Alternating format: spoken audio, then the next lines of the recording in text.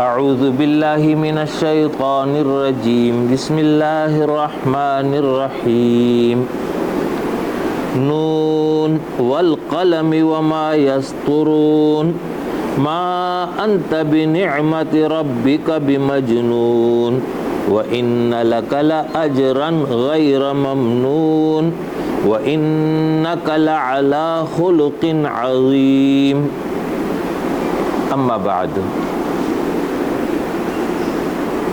اللہ رب العالمین نے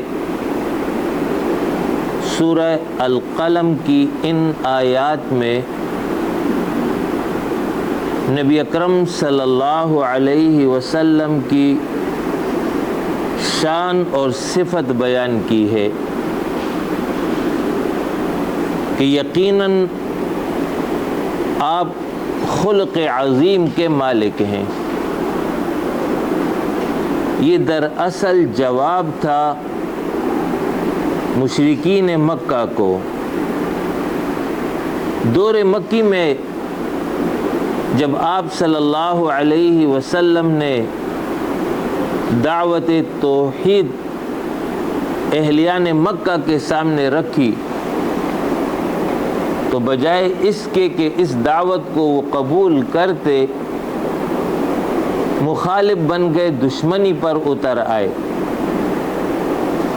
اور پھر آپ صلی اللہ علیہ وسلم کے بارے میں لوگوں میں جھوٹا پروپیگنڈا مشہور کر دیا کہ نبی صلی اللہ علیہ وسلم جو کلام پیش کر رہے ہیں یہ کوئی جادو والا کلام ہے، یہ کسی شاعر کا کلام ہے، یہ مجنون اور دیوانے کا کلام ہے۔ اس نوعیت کی باتیں ان لوگوں نے شروع کر دی۔ یہ آپ صلی اللہ علیہ وسلم کی دعوت اور اس تحریک کو روکنے کا ایک حربہ تھا۔ تو اس کے جواب میں اللہ رب العالمین نے فرمایا کہ پیغمبر علیہ السلام مجنون نہیں ہے، بلکہ وہ خلق عظیم کے مالک ہیں، عظیم صفات سے متصف ہیں، تو تمہیں تو اس کی قدر کرنی چاہیے اور ان کی اس بات کو تسلیم کرنا چاہیے۔ انک لعلی خلق عظیم، یہ صفات قرآن مجید میں متعدد آیات میں بیان ہوئی ہے اور سیرت طیبہ میں کئی واقعات اس پر روشنی ڈالتے ہیں۔ قرآن مجید میں اللہ رب العالمین نے فرمایا وَمَا أَرْسَلْنَاكَ إِلَّا رَحْمَةً لِلْعَالَمِينَ، ہم نے آپ کو تمام جہانوں کے لیے رحمت بنا کر ہی بھیجا ہے۔ آپ رحمت بن کر آئے ہیں۔ آپ کی دعوت توحید کی دعوت ہے اور کائنات کا یہ نظام توحید پر مبنی ہے۔ آسمان، زمین، چاند، ستارے، ہوا، یہ سب کے سب اللہ کے حکم کے تحت چل رہے ہیں، طوعاً و کرہاً، چاہتے نہ چاہتے۔ تو کائنات کا نظام توحید پر مبنی ہے، اور جب انسانوں میں توحید کے بجائے شرک ہوا تو کائنات کے نظام سے گویا کی مخالفت ہوئی۔ تو اس مخالفت کے نتیجے میں بہت ساری مخلوقات کے لیے زندگی میں مصائب پیدا ہوئے۔ چرند ہے، پرند ہے، دیگر حیوانات ہیں کہ یہ جو ہے ان کے لیے سکون ختم ہو گیا اس شرک کی وجہ سے، اس کفر کی وجہ سے، اس لیے کہ ان کافروں پر سختیاں ہوتی تھی، عذابات آتے تھے، تکالیف میں مبتلا کیے جاتے تھے۔ تو جب آپ نے دعوت توحید پیش کی تو یہ تو کائنات کے نظام کے عین مطابق تو جب اس دعوت کو قبول کیا گیا اور انسانوں میں یہ نظام غالب ہو گیا تو گویا کہ پھر انسان بھی اس کائنات کے نظام کے ساتھ ہم آہنگ ہو گئے. تو آپ رحمت بن کر آئے ہیں. آپ کی تعلیمات تمام مخلوقات کے لیے رحمت کا ذریعہ اور سبب ہیں. آپ نے جو تعلیمات دی ہیں اس نے لوگوں کو عدل دیا، انصاف دیا، سکون فراہم کیا. آپ نے جو نظام پیش کیا اس نظام سے معاشرے میں امن اور سکون اور راحت پیدا ہوا. تو فرمایا کہ وما ارسلناک الا رحمتا للعالمین، ہم نے آپ کو تمام جہانوں کے لیے رحمت بنا کر بھیجا ہے. سورۃ توبہ میں اللہ رب العالمین نے ان کی صفت یہ بیان کی کہ لقد جاءکم رسول من انفسکم عزیز علیہ ما عنتم حریص علیکم بالمؤمنین رؤوف الرحیم. یقیناً تمہارے پاس آیا ایک رسول من انفسکم، جو تم ہی میں سے ہے، اس پر گراں ہے جس مشقت میں تم گرفتار ہو جاؤ، یہ بات اس پر گراں ہے.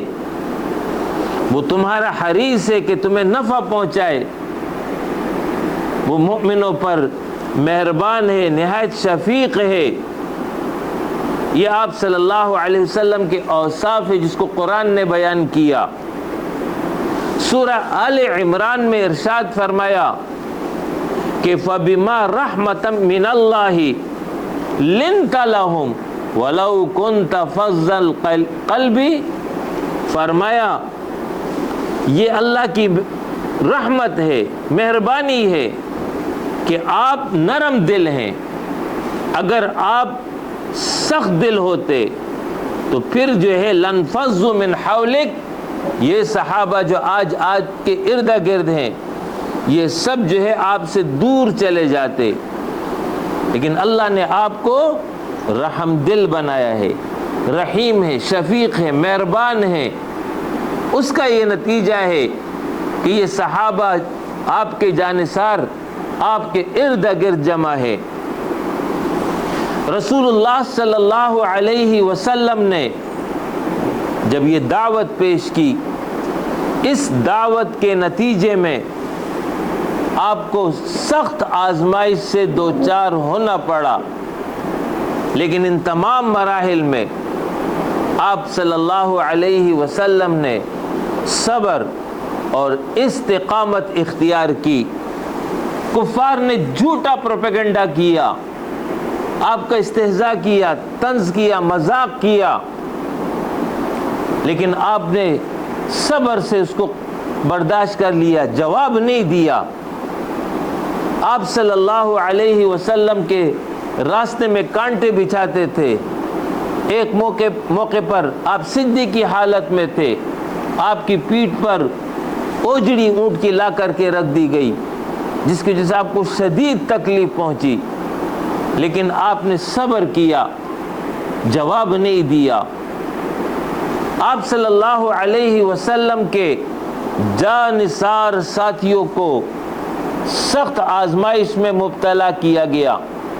سیدنا بلال رضی اللہ عنہ کو تپتی ریت پر لٹا دیا جاتا تھا، لیکن ان کی زبان سے ایک ہی جملہ ادا ہوتا، احد احد، اللہ ایک ہے، اللہ ایک ہے، واحد لا شریک ہے.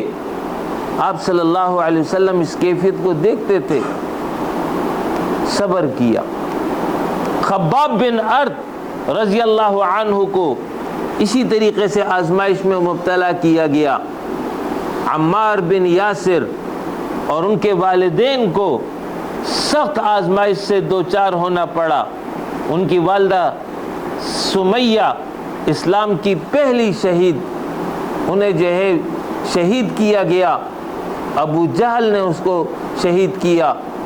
ان کے والد پر سختیاں آئی، خود عمار پر بڑی سختیاں آئی، نبی اکرم صلی اللہ علیہ وسلم نے فرمایا صبراً آل یاسر، اے آل یاسر صبر کر لو، موعدکم الجنہ، جنت میں ملاقات ہوگی، تم سے جنت کا وعدہ ہے۔ یہ وہ آزمائشیں تھی جو آپ صلی اللہ علیہ وسلم پر اور آپ کے ساتھیوں پر دور مکی میں آئی، اور یہ کوئی ایک دن اور 2 دن اور 1 سال نہیں، 13 سال کا عرصہ تھا جو تسلسل کے ساتھ جاری رہا۔ انہی تکالیف اور مصائب کی وجہ سے آپ کے صحابہ کو حبشہ کی جانب ہجرت کرنا پڑا، انہوں نے ہجرت اختیار کر لی، اور جب یہ 13 سال کا دور مکمل ہوا، اس میں شعب ابی طالب میں بھی آپ کو محصور کیا گیا، 3 سال کا معاشی بائیکاٹ تھا یہ۔ آپ طائف گئے، طائف میں دعوت پیش کی، انہوں نے جو ہے انکار کر دیا، پتھروں سے لہو لہان کر دیا، لیکن آپ نے صبر اختیار کیا۔ یہ وہ آپ کا عملی نمونہ تھا، آپ نے بدلہ نہیں لیا، جواب نہیں دیا، داعی کی حیثیت سے اپنا پیغام پہنچاتے رہے، تاں آ کے جب مشرکین نے آپ کے قتل کا ارادہ کر لیا، اور جس رات آپ کو یہ مشرک قتل کرنا چاہتے تھے، اس رات کے آنے سے پہلے پہلے اللہ کے حکم پر آپ نے مدینہ کی جانب ہجرت فرما دی۔ یہ وہ آزمائش تھی جس پر آپ نے صبر اختیار کیا، برداشت کیا۔ اسی طریقے سے احد کے مرحلے میں آپ صلی اللہ علیہ وسلم کے دندان مبارک شہید ہوئے، چہرہ مبارک زخمی ہوا، لیکن آپ نے بد دعا نہیں دی، ان کے لیے دعا ہی کی۔ طائف میں لہو لہان ہوئے، بد دعا نہیں دی۔ جبریل آئے، عرض کرنے لگے اللہ کے رسول میرے ساتھ عذاب والے فرشتے موجود ہیں، یہ سامنے کھڑے ہیں، آپ صرف اشارہ کریں، طائف کے لوگوں کو جو ہے ان 2 پہاڑوں کے درمیان پیس دیا جائے گا۔ آپ صلی اللہ علیہ وسلم نے فرمایا کہ جبریل نہیں، اگر یہ لوگ ایمان نہیں لاتے، ان کے بعد والی نسلیں ہیں وہ ایمان لے آئیں گی۔ اس طریقے سے آپ نے صبر کا مظاہرہ کیا۔ دوسری صفت جس کو قرآن بیان کر رہا ہے، عفو درگزر۔ عفو درگزر یہ آپ صلی اللہ علیہ وسلم کی نمایاں صفت تھی۔ آپ نے معافی اور درگزر سے کام لیا، بڑے سے بڑے دشمن کو، بڑے سے بڑے مجرم کو آپ نے معاف کر دیا، بدلہ نہیں لیا۔ سیدہ عائشہ رضی اللہ عنہا بیان کرتی ہیں کہ نبی اکرم صلی اللہ علیہ وسلم نے کبھی کسی سے اپنی ذات کے لیے بدلہ نہیں لیا بلکہ معاف کیا۔ ہاں جب معاملہ اللہ کی حدود کا آتا تو پھر آپ وہاں پر بدلہ لیتے تھے، لیکن ذاتی انتقام کبھی نہیں لیا۔ آگے بڑھنے سے قبل ایک مسئلے کی وضاحت کر دوں، پھر میں مزید واقعات اس ضمن میں بیان کروں گا، لیکن ایک اہم مسئلہ سمجھ لیجئے، وہ مسئلہ ہے حرمت رسول کا، ناموس رسالت۔ آپ صلی اللہ علیہ وسلم کی کوئی توہین کرے تو اس کو جو ہے آج لازماً سزا دی جائے گی۔ توہین ناقابل معافی جرم ہے، اور اگر کوئی یہ کہے کہ جی پیغمبر نے تو معاف کیا ہے، ان کو تو اس سے زیادہ اذیت دی ہے، یہ تو صرف کارٹون بنا لیتے ہیں، یہ تو صرف باتیں کرتے ہیں۔ پہلے کے دشمنوں نے تو آپ کے دندان مبارک شہید کیے، آپ کو زخمی کیا، آپ کے ساتھیوں کو شہید کیا، آپ کے خلاف اس سے زیادہ پروپیگنڈا کیا، لیکن آپ نے تو وہاں درگزر سے کام لیا، تو امت کو بھی چاہیے کہ درگزر سے کام لے۔ یہ بات آج لوگ کہتے ہیں، تو یہ بات سمجھ لیجئے، نبی صلی اللہ علیہ وسلم اپنے ذات کے حوالے سے اختیار رکھتے تھے کہ وہ درگزر سے کام لینا چاہے تو لے سکتے ہیں، لہٰذا انہوں نے درگزر سے کام لیا، لیکن امت کو یہ اختیار حاصل نہیں ہے کہ وہ پیغمبر کے معاملے میں درگزر سے کام لیں۔ امت کو تو یہ آرڈر ہے کہ وہ ناموس رسالت کا تحفظ کریں گے، معافی کا اختیار امت کو نہیں ہے، معافی کا اختیار نبی اکرم صلی اللہ علیہ وسلم کو تھا۔ دوسری بات یہ سمجھیے، نبی اکرم صلی اللہ علیہ وسلم امت کے لیے مرکز علم اور مرکز ہدایت ہیں۔ آج امت کو جو بھی علم حاصل ہے دین کے حوالے سے، یہ سب کا سب نبی صلی اللہ علیہ وسلم کی ذات سے وابستہ ہے۔ قرآن ملا ان کے واسطے سے، تعلیمات نبوی ان کے واسطے سے، اللہ کی معرفت ان کے واسطے سے، جنت اور جہنم اس کی تعلیمات اور اس کی حقیقت ان کی ذات سے وابستہ ہے، انہوں نے بتایا ہے ہمیں۔ آج ہماری تہذیب، آج ہماری ثقافت، آج ہماری سیاست، آج ہماری معیشت، آج ہماری معاشرت، یہ سب کا سب رسول اللہ صلی اللہ علیہ وسلم کی ذات سے حاصل ہوا ہے، تو اس کو نقصان دینا، ان کی توہین کرنا، تو گویا کہ مسلمانوں کے مرکز علم کو ضائع کرنا ہے، مسلمانوں کی تہذیب، مسلمانوں کی سیاست، مسلمانوں کی معیشت اور معاشرت، اس کو ختم کرنا ہے۔ مسلمانوں کے لیے رسول اللہ صلی اللہ علیہ وسلم مربی ہے، مزکی ہے، محسن ہے، اور یہ امت جہاں اپنے پیغمبر پر ایمان رکھتی ہے اس کے ساتھ ساتھ عقیدت بھی رکھتی ہے، اور یہ عقیدت جذبات کی حد تک ہے، دل کی گہرائی کے ساتھ ہے۔ اس لیے امت اس معاملے میں کوئی کمپرومائز نہیں کرے گی۔ اس لیے جو ہے امت کے لیے یہ تعلیم ہے کہ وہ جو ہے اس معاملے میں مداہنت اور سستی سے کام نہیں لیں گے۔ البتہ نبی اکرم صلی اللہ علیہ وسلم نے اپنی ذات کے حوالے سے جو دشمن نے ان کو تکلیف دی، ان کے صحابہ کو تکلیف دی، آپ نے معاف کیا، درگزر سے کام لیا۔ اس حوالے سے وحشی بن حرب یہ سیدنا حمزہ رضی اللہ عنہ کا قاتل ہے۔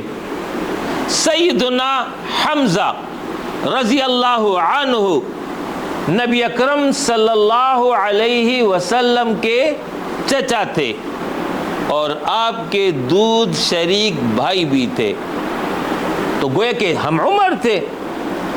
اس وجہ سے ان دونوں میں بہت زیادہ قربت تھی، ایک دوسرے کے ساتھ بہت زیادہ قریبی تعلق تھا۔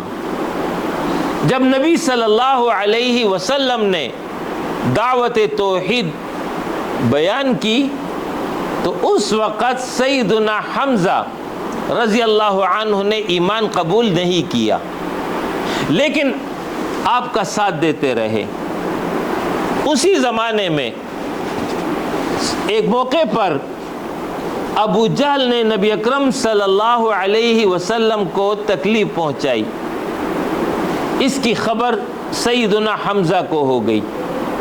سیدنا حمزہ رضی اللہ عنہ فوراً جا کر کے ابو جہل کی خیر خبر لیتے ہیں، اس کی پٹائی کر دیتے ہیں، اور پھر آ کر کے نبی صلی اللہ علیہ وسلم کو اطلاع دے دی کہ بھتیجے تیرا بدلہ لے لیا میں نے۔ نبی صلی اللہ علیہ وسلم نے فرمایا چچا میں تو اس پر راضی نہیں ہوں، سیدنا حمزہ رضی اللہ عنہ نے پوچھا بھتیجے تیرا بدلہ لے لیا، اس پر راضی نہیں ہے تو کیسے راضی ہوگا؟ نبی صلی اللہ علیہ وسلم نے فرمایا چچا میں تو اس وقت راضی ہوں گا جب تو میرا کلمہ قبول کر لے، میری دعوت قبول کر لے۔ بس یہ بات سیدنا حمزہ کے دل کو لگی اور اسی وقت انہوں نے کلمہ پڑھ لیا، مسلمان ہو گئے۔ ان کے 3 دن کے بعد سیدنا عمر فاروق رضی اللہ عنہ نے اسلام قبول کیا تھا، جن کے لیے اللہ سے دعا انہوں نے کی تھی۔ جب دونوں یہ صحابی مسلمان ہو گئے تو اس کے اگلے دن رسول اللہ صلی اللہ علیہ وسلم نے سیدنا حمزہ اور سیدنا عمر فاروق رضوان اللہ علیہم اجمعین کے معیت میں دائیں بائیں یہ تھے اور دیگر صحابہ کے ہمراہ حرم تشریف لے گئے اور پہلی مرتبہ علی الاعلان جماعت کے ساتھ نماز ادا کی۔ اس سے پہلے مشرکین نے پابندی لگائی ہوئی تھی، حرم میں نماز باجماعت نہیں ادا کر سکتے تھے، انفرادی طور پر پیغمبر پڑھتے تھے لیکن اجتماعی شکل میں نماز نہیں تھی۔ لیکن جب یہ دونوں مسلمان ہو گئے تو پھر مشرکین کی ہمت نہیں ہوئی کہ آپ صلی اللہ علیہ وسلم کا راستہ روک لیتے۔ یہی سیدنا حمزہ جن کے ساتھ نبی صلی اللہ علیہ وسلم کا خاص تعلق تھا، احد میں ان کو جو ہے ہندہ، یہ ابو سفیان کی بیوی تھی، یہ بھی مسلمان ہوئی، اس کا واقعہ بھی بعد میں ہے۔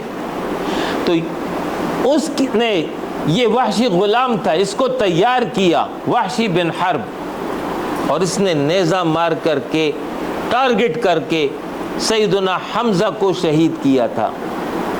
نبی صلی اللہ علیہ وسلم کو سیدنا حمزہ رضی اللہ عنہ کی شہادت سے بہت دلی دکھ پہنچا تھا۔ فتح مکہ کے موقع پر یہی وحشی آپ صلی اللہ علیہ وسلم کی خدمت میں حاضر ہوا اور اسلام قبول کر لیا، کلمہ پڑھ لیا۔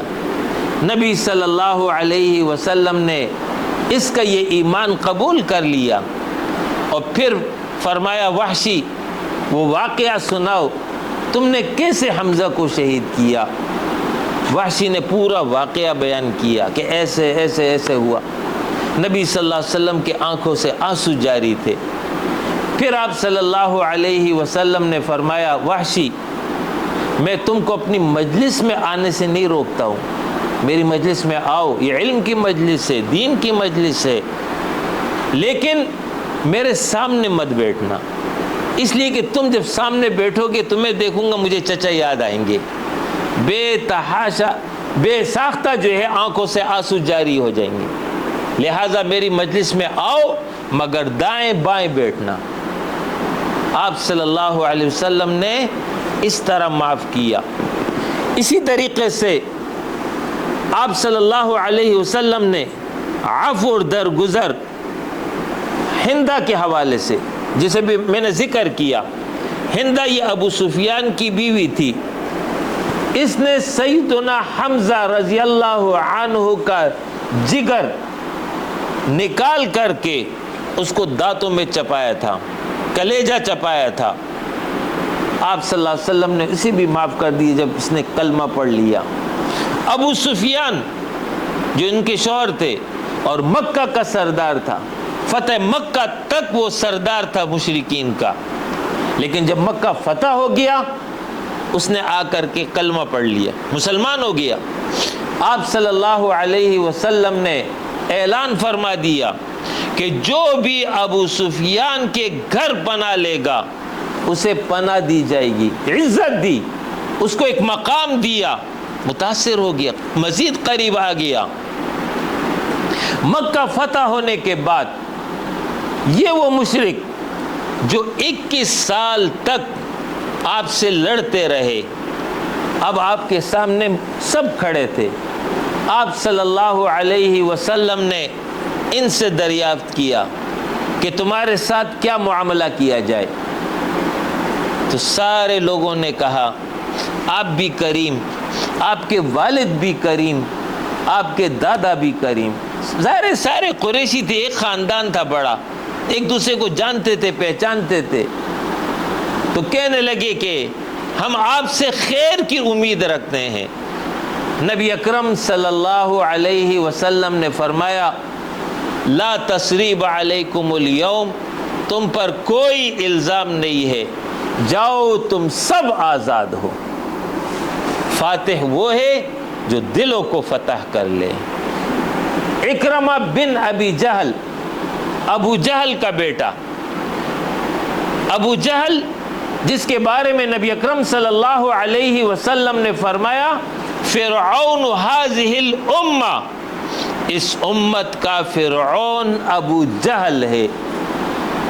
اس کا بیٹا ہے اکرمہ. اکرمہ بھی آپ صلی اللہ علیہ وسلم کا دشمن تھا، مخالف تھا.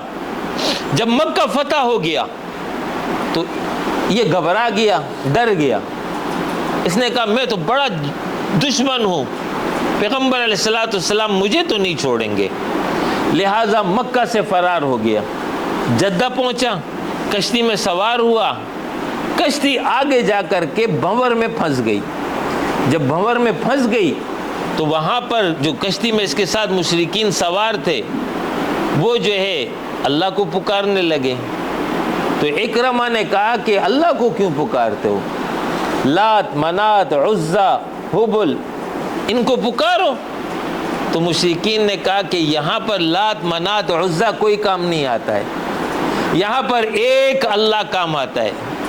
تو اکرمہ نے کہا کہ یہی بات تو پیغمبر کہتا تھا کہ لوگوں مشکل کشا، حاجت روا، فریاد رس ایک اللہ ہے، اللہ کے ماں سوا کوئی نہیں.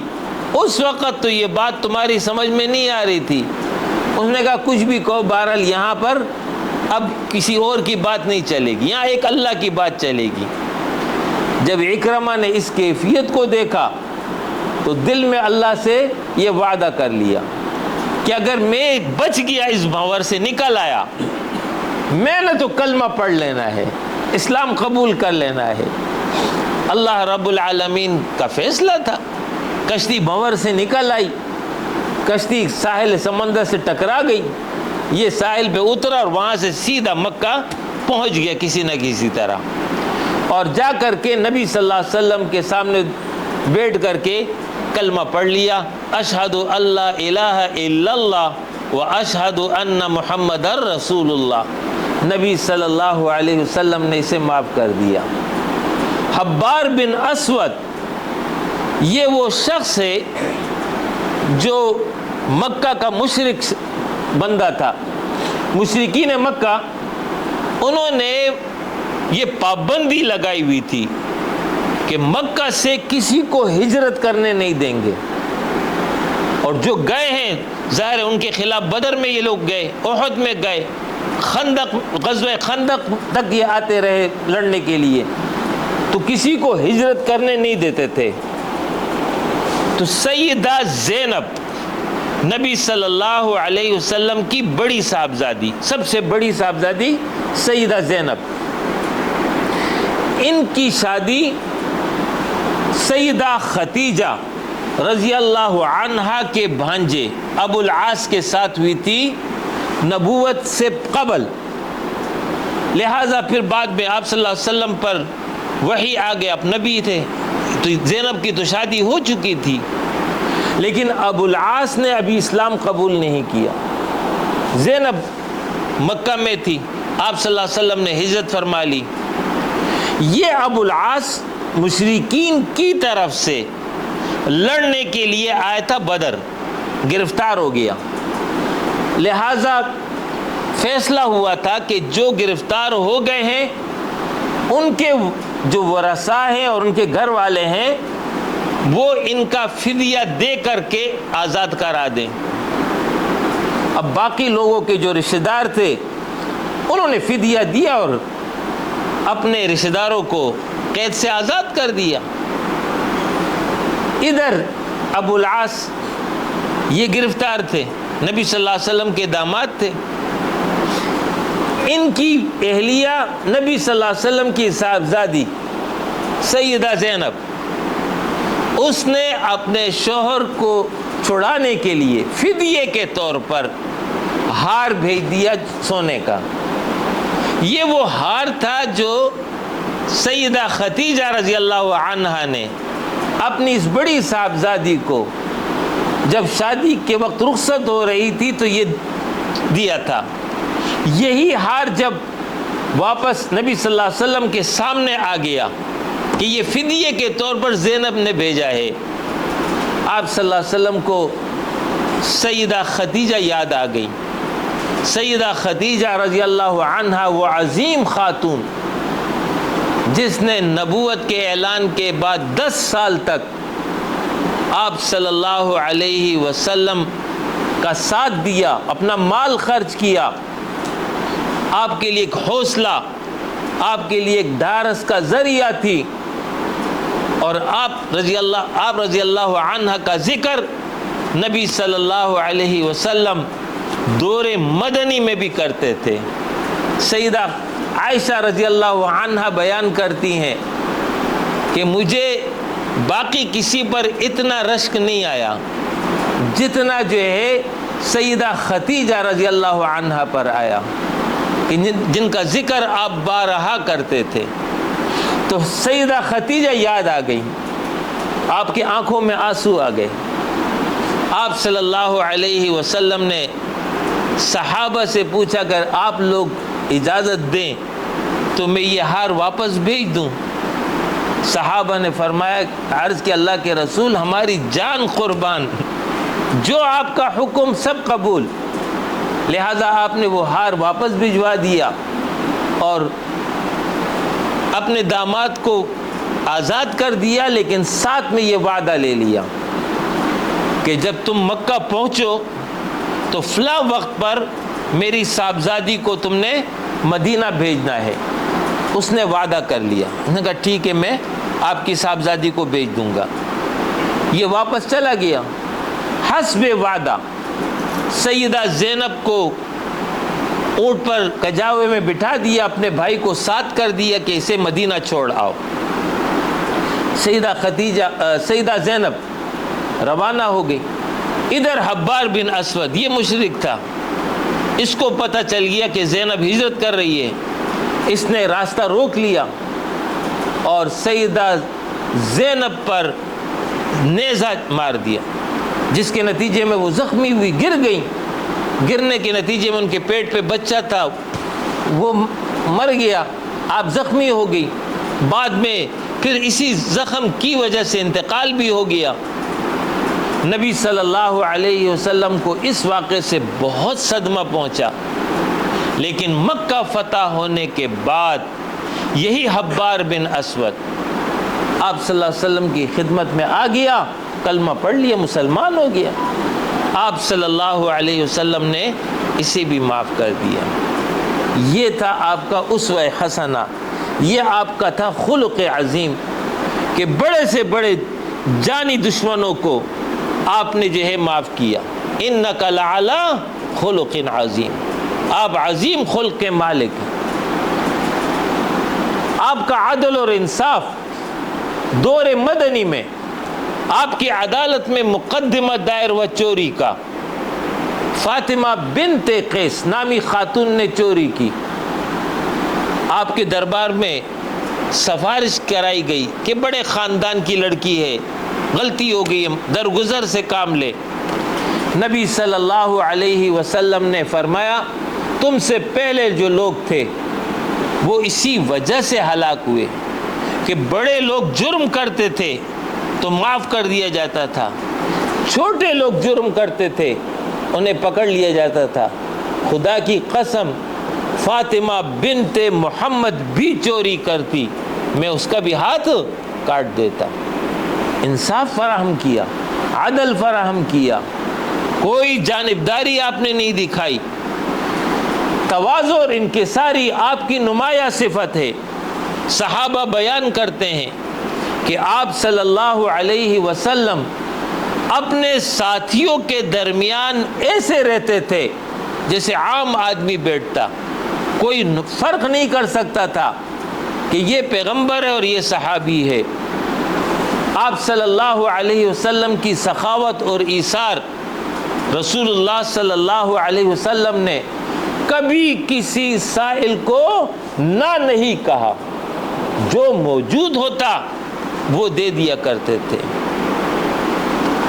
جود اور سخا آپ کی نمایاں صفت ہے۔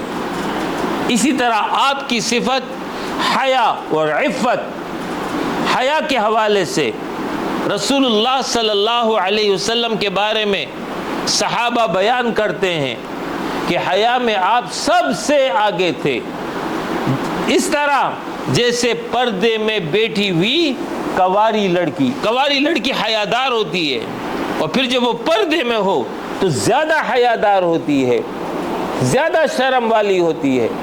نبی اکرم صلی اللہ علیہ وسلم اس سے بھی زیادہ حیادار تھے۔ ایک موقع پر آپ صلی اللہ علیہ وسلم کے سامنے سے ایک یہودی کا جنازہ گزرا۔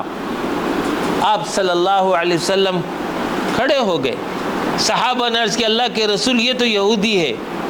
فرمایا انسان تو ہے نا، اس طریقے سے آپ کا یہ رویہ ہوتا تھا مخلوق کے ساتھ۔ ایک یہودی لڑکا آپ کے پاس کبھی کبھی آیا کرتا تھا، وہ بیمار ہو گیا، آپ صلی اللہ علیہ وسلم باقاعدہ اس کی عیادت کے لیے چلے گئے۔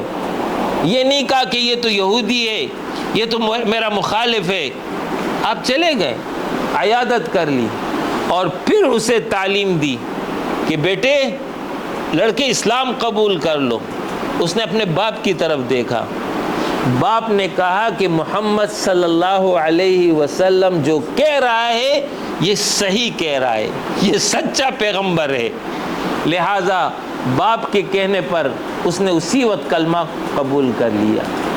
یہ وہ آپ کی تعلیمات تھیں جس کے نتیجے میں لوگ آپ کے قریب ہوئے، لوگ دین کے قریب ہوئے، لوگوں نے اسلام قبول کیا۔ آج اگر ہم ان اوصاف کو اختیار کر لیں، ہماری زندگی میں بہتری آ جائے گی، سکون آ جائے گا، ہماری مشکلات کم ہو جائیں گی۔ آج ہمارا مسئلہ یہ ہے کہ باہر کے لوگوں کو تو چھوڑو، اپنے بہن بھائیوں سے ناراضگی پیدا ہو جائے تو ملنا جلنا چھوڑ دیتے ہیں، تعلقات ختم کر دیتے ہیں، اور بعض اوقات ترکے کے اور میراث کے جو مسائل ہوتے ہیں اس میں اس قدر ایک دوسرے کے مخالف بن جاتے ہیں کہ پھر اس مسئلے کو عدالتوں میں لے جاتے ہیں، وہاں ایک دوسرے کے خلاف مقدمہ بازی کر رہے ہوتے ہیں، اور اس کے نتیجے میں ایک دوسرے کے ساتھ عداوت اور دشمنی میں پڑ جاتے ہیں۔ تو ان باتوں سے ہمیں پرہیز کرنا چاہیے، اپنے تعلقات کو درست رکھنا چاہیے، عفو اور درگزر سے کام لینا چاہیے، صبر سے کام لینا چاہیے، غصے کو پی جانا چاہیے۔ یہ وہ تعلیمات نبوی ہیں، یہ آپ کا خلق عظیم ہے جس میں ہمارے لیے بہت رہنمائی موجود ہے۔ اقول قولی ھذا واستغفر اللہ لی ولکم ولسائر المؤمنین وآخر دعوانا ان الحمد للہ رب العالمین۔